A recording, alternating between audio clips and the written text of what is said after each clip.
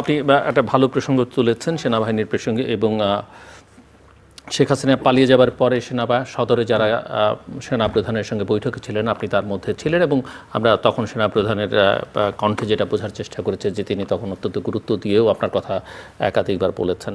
আমি একটু বুঝতে চাই যে তাদের মাইন্ডসেট তখন কেমন মনে হয়েছিল? আজকে সেনাবাহিনী সেনাপ্রধানকে নিয়ে প্রায় নিয়মিত অনেক ধরনের কথাবার্তা, এমনকি সরকারের সঙ্গে সংশ্লিষ্টরা অনেক কথা বলছেন।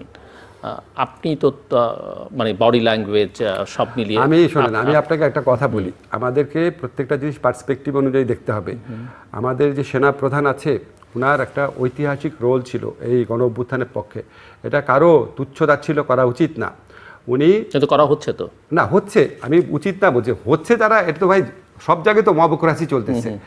এখন আপনার এটা বুঝতে হবে যে উনি শেখ হাসিনার নিয়োজিত সেনা প্রধান ছিলেন, উনি শেখ হাসিনার আত্মীয় ছিলেন।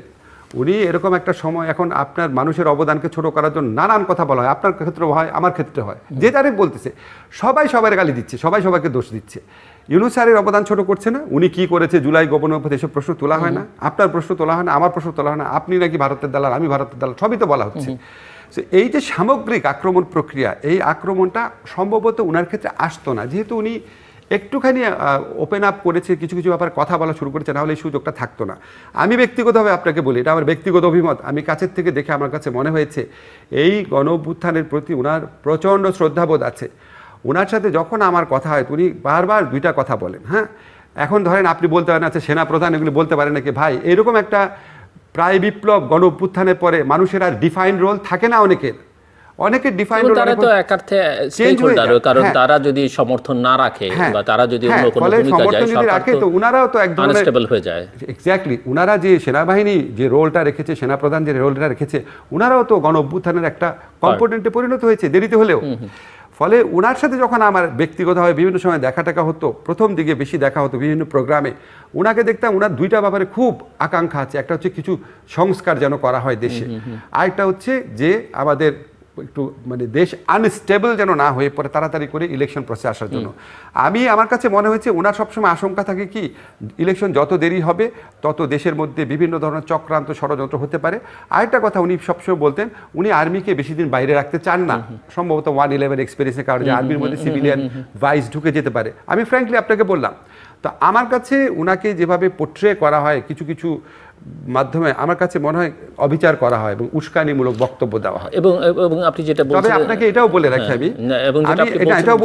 আমি এটাও বলে রাখি with due respect to Waqar ভাই, উনি আপনার এই যে ইনক্লুসিভ ইলেকশন এই ধরনের কথা যদি উনি না বলে এটা ভালো, কারণ উনি না বললে ভালো, কিন্তু যখন আপনারা পরিষ্কার করে বলেন না তখন অ্যাজ এ স্টেক হোল্ডার তিনি যদি বলেন, কারণ তারও এখানে স্টেক আছে, তার সশস্ত্র বাহিনীর স্টেক আছে এবং উনি যেহেতু লিড করছেন বলতে পারেন। তবে হয় কি আপনার, কারণ আমরা তো ঠিক 2007-8 যা দেখেছি সেই হিসেবে ওনারা তো প্র্যাকটিক্যালি কিছুই বলছেন না, করছেন না। জি, আমি বলি আপনাকে, বলতে পারেন। ধরেন আপনার অগাস্টের মাসে প্রথম 2-1 সপ্তাহ তখন যদি বলতেন, এখনকার রোলটা তো ডিফাইন, তখন বললে তো মনে হতো যে উনি প্রভাব বিস্তার করবার চেষ্টা করছেন। কিন্তু এখন যেহেতু সমাজে নানা মহল থেকে নানা রকমের প্রশ্ন উঠছে, রাজনৈতিক দলগুলো থেকে নানান কথা উঠছে, ইভেন আমি তো পলিটিক্যাল পার্টিগুলোকে এটাকে নিয়ে খুব বেশি আমি আপনাকে বলি, ধরেন পৃথিবীতে কে ভালো কাজ করছে, কে ঠিক করছে, কে বেঠিক করছে, এটা তো আমার কথায় নির্ণীত হবে না। আপনার বক্তব্য সঠিক হতে পারে, কিন্তু আমার মতে মানে দেশে যেই পরিমাণ সেন্সিটিভিটি তৈরি হয়েছে আওয়ামী লীগের সম্পর্কে, আওয়ামী লীগের সভানেত্রী লেথাল ওয়েপন ইউজ করার জন্য আদেশ দিচ্ছেন, এই করছেন সেই করছেন। আওয়ামী লীগের সকল পর্যায়ের নেতৃবৃন্দ, সবচেয়ে ভালো নেত্রী যেটা দেখেন সেটার পিছনেও সেও একটা না একটা কুৎসিত নির্বাচনে ইলেক্টেড লোক। তো এরকম পরিস্থিতিতে এটা নিয়ে মানুষের মধ্যে প্রচণ্ড সেন্সিটিভিটি কাজ করে। ধরেন আপনাকে আমি ফ্র্যাঙ্কলি বলি, আমি ফ্র্যাঙ্কলি বিশ্বাস করি, ভুলে যান আমি উপদেষ্টা, আমি মানুষ হিসেবে বিশ্বাস করি আওয়ামী লীগকে আবার যদি নির্বাচনের সুযোগ দেওয়া হয়, আওয়ামী লীগ দেশকে আবার দোজক বানানোর চেষ্টা করবে। তার কাছে এত টাকা আছে এবং তার মধ্যে কোনো রিমোর্স নাই। সে যেটা করেছে এই জুলাই হত্যাকাণ্ড, এটা কোনো রিমোর্স নাই। তো যার রিমোর্স নাই এবং যার কাছে এত টাকা আছে, যার কমপক্ষে 15-20% মানুষ যাদের অন্ধ সাপোর্টার, তারা দেশকে আবার মানে দোজক বানায় ফেলার মতো। কিন্তু সেই সিদ্ধান্ত কে নেবে? না, সেই সিদ্ধান্ত কে নেবে? এটা নেবে পলিটিক্যাল, আমি আপনাকে বলি, সেই সিদ্ধান্ত পলিটিক্যাল পার্টি নেবে, সেই সিদ্ধান্ত বিচারিক প্রক্রিয়া আসতে পারে, সেই সিদ্ধান্ত নির্বাচন কমিশন নিতে পারে। আমি ব্যক্তিগতভাবে মনে করি এই বিষয়টা নিয়ে আর্মি চিফ আপনার যদি কথা না বলেন ভালো হয়, বুঝছেন। ওনার এই বিষয়ে কথা বলে উনি নিজেকে এক্সপোজ করে দিচ্ছেন, কারণ এই আকাঙ্ক্ষার বিপক্ষে বহু মানুষ আছে। ইনক্লুসিভ ইলেকশনের কথা তো প্রায় সবাই বলছে, মানে একটা স্ট্যান্ডার্ড ইলেকশন মানেই তো ইনক্লুসিভ ইলেকশন, ইভেন জাতিসংঘ বলছে। জি, জাতিসংঘ বলেছে, জাতিসংঘ ইনক্লুসিভ ইলেকশন বলে নাই জিল্লুর, জাতিসংঘ বলেছে দল নিষিদ্ধ করার বিপক্ষে। আমি আপনাকে দুটো জিনিস ক্লিয়ার করি, জাতিসংঘের রিপোর্টে ইনক্লুসিভ ইলেকশন বলে নাই, জাতিসংঘের রিপোর্টে বলেছে দল যেন নিষিদ্ধ করা না হয়। অন্তর্ভুক্তিমূলক ইলেকশন, ইনক্লুসিভ ইলেকশনের কথা বলা হচ্ছে, মানে ফ্যাক্ট ফাইন্ডিং রিপোর্টে না অন্য এমনিতে না। আমি ফ্যাক্ট ফাইন্ডিং রিপোর্টে আপনাকে বলি, ফ্যাক্ট ফাইন্ডিং রিপোর্টে বলছে দলকে নিষিদ্ধ না করার কথা। আমি আপনাকে জিনিসটা বলি, দেখেন আওয়ামী লীগ কিন্তু জামাতের নিবন্ধন বাতিল করেছিল, নির্বাচনে অংশগ্রহণ করতে পারে নাই। আওয়ামী লীগ কিন্তু জামাতকে নিষিদ্ধ করেছে জুলাই মাসে এসে, শেষ দিকে। নিষিদ্ধকরণ আর নিবন্ধন বাতিল ডিফারেন্ট, দুটো আলাদা জিনিস। অফকোর্স নিষিদ্ধকরণ করা, একটা দলকে নিষিদ্ধ করা উচিত কি উচিত না, এটা নিয়ে সমাজে ভিন্ন মত থাকতে পারে, কিন্তু আওয়ামী লীগকে ঠিক এখনই আবার ইলেকশনে অংশগ্রহণ করতে দেওয়া, ইনক্লুসিভ ইলেকশন, সেটা নিয়ে কিন্তু মানুষের প্রচণ্ড আপত্তি আছে। এখন সমস্যাটা হচ্ছে কি জিল্লুর, ধরেন মেজরিটি মানুষের আপত্তি আছে। এখন আপনি যদি বলেন তাহলে আপনাকে অ্যাকসেপ্ট করে নিতে হবে, এটা বলার কারণে আপনার সমালোচনাও আসবে। এখন আপনি এটা বলতে পারেন, কারণ আপনি সমালোচনা নিলে সমস্যা নেই, আপনি একটা স্বাধীন পেশার মানুষ, কিন্তু একটা বাহিনী চিফ যদি এটা বলে মানুষকে বিভিন্নভাবে সমালোচকরা ইনভাইট করেন, তাহলে এটা দেশের জন্য ভালো না। কাজে এইসব ব্যাপারে এটা এই পয়েন্টে বিশেষ করে আমি মনে করি, মানে আমার ব্যক্তিগত অভিমত, আই মে বি রং, মানে এমনও তো হতে পারে, আমরা তো আর জানি না যে উনি হয়তো ওনার মেসেজটা আপনাদেরকে বলতে আমি সরকারকে কনভে করেছে, বাট সরকারের রেসপন্স পাননি, সো ওনার কাছে মনে হয়েছে যে বলা প্রয়োজন। আমি একটু গোড়ায় যাই, যেখান থেকে আমরা আলোচনাটা শুরু করেছিলাম, ওই যে সরকারটা যেভাবে গঠিত হলো, এই সরকারে কার শেয়ার কতখানি? আমিন এই সরকারে এই ছাত্রদের শেয়ার কতখানি, বিএনপির কতখানি, জামাতের কতখানি, আর্মির কতখানি, বা ইন্টারন্যাশনাল কমিউনিটির আপনার কতখানি? আমি একটু শেয়ারিংটা বুঝতে চাই। শেয়ারিং তো কিসের শেয়ারিং? না, কার নমিনিরা কত ভাগ শতকরা হিসেবে বা যে কোনো ভাবে? আমি ছাত্রদের থেকে যেটা শুনেছি, ধরেন মানে এখানে কারা ডোমিনেট করছে? আচ্ছা, যেই 50% আমি জানতামই না উপদেষ্টা যারা হয়েছে, আমি ছাত্রদের থেকে যেটা শুনেছি, তারা বিএনপির মতামত নিয়েছে।